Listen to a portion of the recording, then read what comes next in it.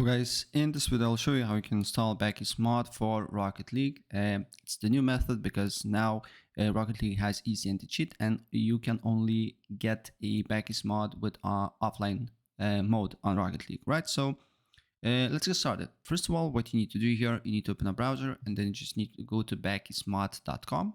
It's official website, and then press download and click here to download.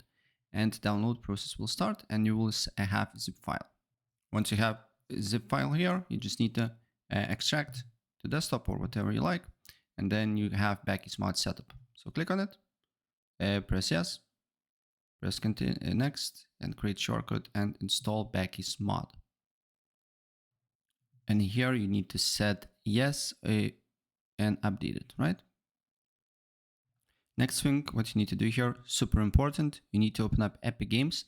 Then you need to look for Rocket League, press on the three dots, and you need to make sure to launch without anti-cheat.